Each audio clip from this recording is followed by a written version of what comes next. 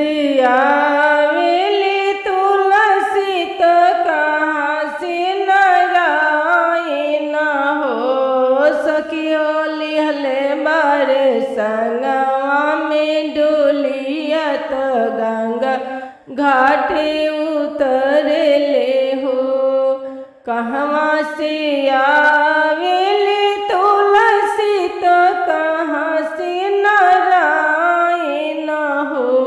सखियो संगवा में लिहले बारे डोलिया तो गंगा घाटे उतरले हो। देवलोक से आवेले नारायण कूड़ खेते तुलसी नु हो। सखियो संगवा में लिहले बारे डोलिया तो गंगा घाटे उतरले हो। सखियो संगवा में लिहले बारे डोलिया तो गंगा घाटे उतरले हो। सखियो खोजले तुलसी के ब्याहन हो। सखियो खोजले तुलसी के ब्याहन हो। कार्तिक के रहले एकादशी तो देरतिया बियाहेले हो।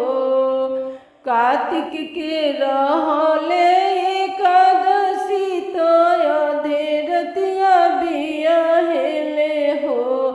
सखियो रोए लगली तुलसी जे रानिया त कैसे हम रहब हो।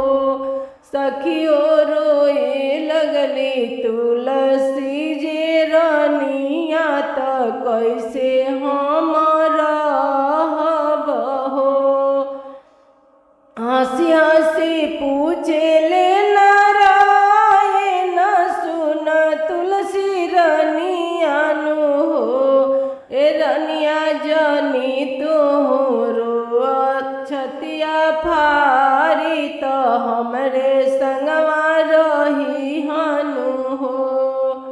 हंसी हंसी बोले ले नारायण तुलसी समझावेले हो।